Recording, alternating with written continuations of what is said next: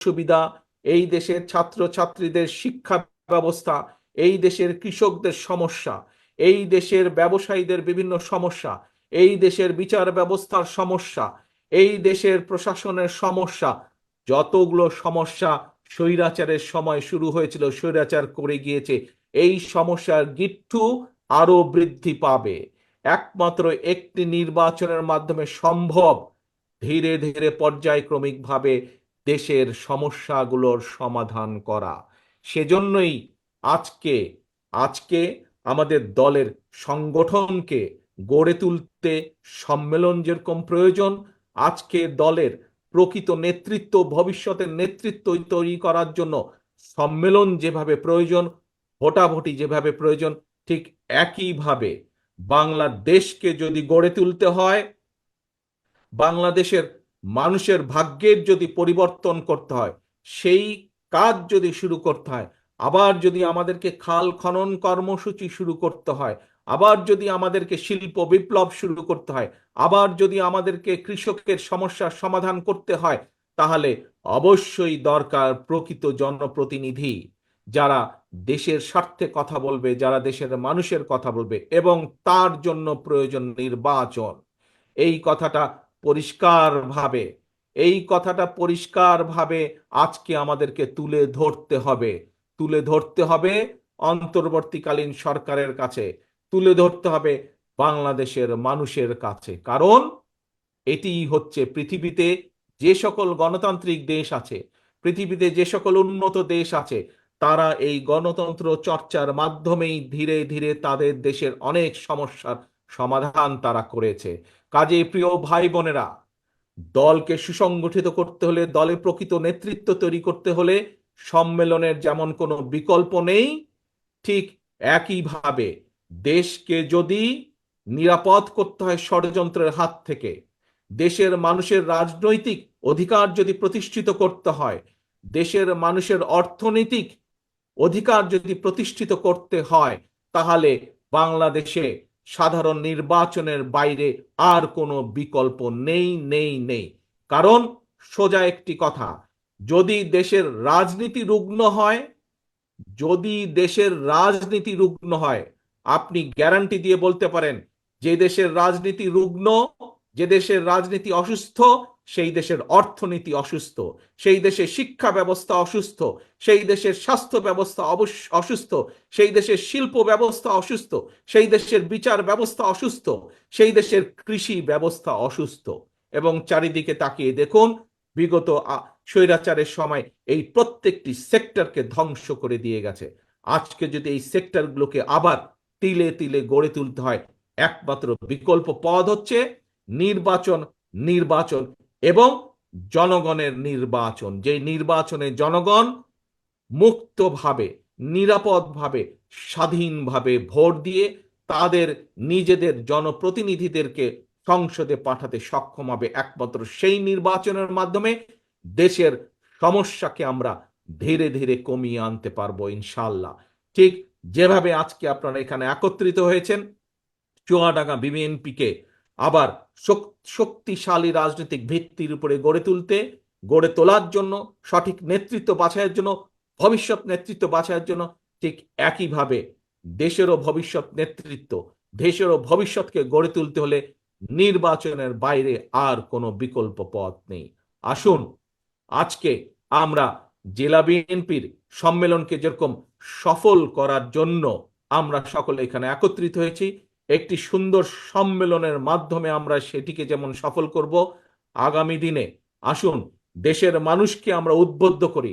এখানে আপনারা যারা আজকে উপস্থিত হয়েছেন, কাউন্সিলররা উপস্থিত হয়েছেন, সর্বপর্যায়ের চুয়াডাঙ্গার সর্বপর্যায়ের নেতৃবৃন্দ, সহকর্মীবৃন্দ, তৃণমূলের নেতাকর্মীরা উপস্থিত হয়েছেন।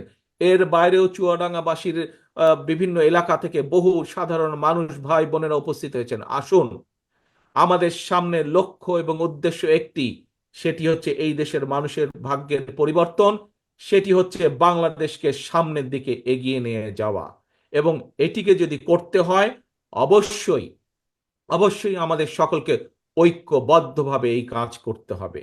আমি এখন আমি এখন আমার এখানে উপস্থিত বিএনপির সকল ভাই বোনদেরকে, বিশেষ করে তৃণমূলের নেতাকর্মী, কেন্দ্রীয় নেতৃবৃন্দ থেকে তৃণমূলের নেতাকর্মী যারা উপস্থিত আছেন, আপনাদের উদ্দেশ্যে সংক্ষেপে একটি বক্তব্য তুলে ধরতে চাই বক্তব্য শেষ করার আগে। প্রিয় ভাই বোনেরা, আপনারা প্রায় বলে থাকেন একটি কথা, কি, যে বাংলাদেশের সবচাইতে জনপ্রিয় দল বাংলাদেশ জাতীয়তাবাদী দল। এই কথাটি যদি আপনি মনে প্রাণে বিশ্বাস করেন, এই কথাটি কি আপনারা মনে প্রাণে বিশ্বাস করেন? দেখি কারাগারে বিশ্বাস করেন। এই যে প্রত্যেকটি মানুষ হাতে, ধন্যবাদ, হাত নামান। এই কথাটি যদি সত্যিকার ভাবে বিশ্বাস করেন প্রিয় ভাই বোনেরা, তাহলে আপনাদের প্রত্যেককে কিন্তু আজ নিজেকে সেভাবে গড়ে তুলতে হবে। শুধু কথা বললেই হবে না। বাংলাদেশের মানুষের প্রত্যাশা কিন্তু এখন স্বৈরাচারের পতনের পরে বাংলাদেশের মানুষের প্রত্যাশা কি, যে বিএনপি এমন একটি রাজনৈতিক দল, অতীতে যখন বিএনপি রাষ্ট্র পরিচালনা করেছে, তারা এই দেশের মানুষের বাকশাল থেকে বহুদলীয় গণতন্ত্রে ফিরিয়ে দিয়েছিল, এই দেশের মানুষকে গণতন্ত্র ফিরিয়ে দিয়েছিল। এই দেশে দুর্ভিক্ষ থেকে বিএনপি বাংলাদেশকে খাদ্য রফতানির দেশে পরিণত করেছিল। এই দেশে মাত্র কয়েকটি কল পাটের কারখানা ছিল, সেখান থেকে বিএনপি বাংলাদেশকে আজকে বিশ্বের অন্যতম গার্মেন্টস রফতানির দেশে পরিণত করেছে। এই দেশের মানুষ, আগে কোটি কোটি মানুষ বেকার হয়ে ঘুরে বেড়াতো, শুধু কৃষিকাজের বাইরে তেমন কোনো কর্ম ছিল না। আজ শহীদ জিয়ার নেতৃত্বে বাংলাদেশের প্রায় 1 কোটিরও বেশি মানুষ আজকে প্রবাসে থেকে বৈদেশিক মুদ্রা দেশে পাঠাচ্ছেন। প্রিয় ভাই বোনেরা, এরকম আরো বিভিন্ন কারণে খালেদা জিয়ার যখন দেশ পরিচালনা করেছেন, সে সময় খালেদা জিয়ার নেতৃত্বে এই দেশের সন্তান, বিশেষ করে মেয়ে সন্তানদের শিক্ষা ব্যবস্থা দ্বাদশ শ্রেণী পর্যন্ত বিনামূল্যে করে দেয়া হয়েছিল। এরকম আরো বহু কাজগুলো আছে, এবং সে কারণেই দেশের মানুষ, অধিকাংশ মানুষ মনে করে যে বিএনপি দেশ পরিচালনার দায়িত্ব পেলে দেশ সামনে এগিয়ে যাবে। প্রিয় সহকর্মীবৃন্দ, প্রিয় ভাই বোনরা, দায়িত্ব ইনশাল্লাহ দেশের মানুষ হয়তো আপনাদেরকে দায়িত্ব দিবে, কিন্তু সেভাবে আপনাদেরকে নিজেদেরকে তৈরি করতে হবে। দায়িত্ব নিতে হলে দায়িত্বশীল ভূমিকা পালন করতে হবে। দায়িত্ব নিতে হলে দায়িত্ব নেওয়ার মতন নিজেকে যোগ্য করে গড়ে তুলতে হবে।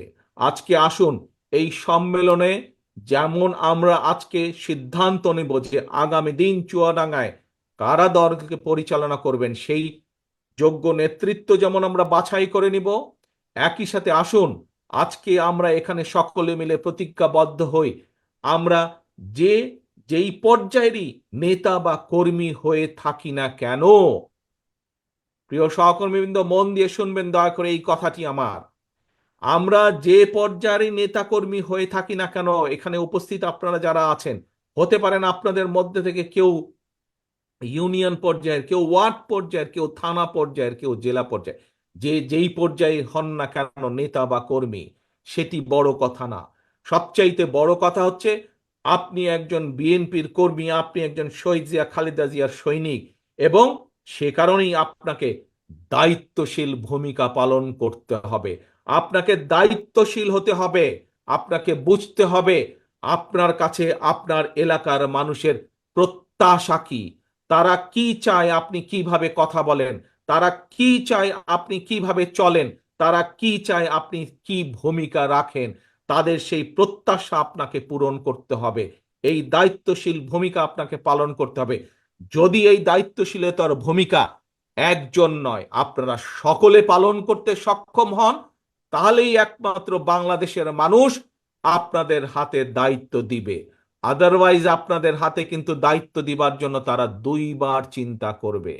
কাজে প্রিয় সহকর্মীবৃন্দ, আজকে এই সম্মেলনে পরিষ্কারভাবে আমি বলে দিতে চাই একটি কথা, সেটি হচ্ছে স্বৈরাচারের দল নেই এখন। মানুষ তাকে, সাধারণ মানুষরা তাদেরকে ঘৃণা করে। তাদের বিগত 15 বছর, এক যুগের বেশি সময় ধরে তারা দেশ এবং দেশের মানুষের সাথে যা করেছে, কিন্তু তার অর্থ এই নয় যে সবকিছু খুব মসৃণ হয়ে গিয়েছে।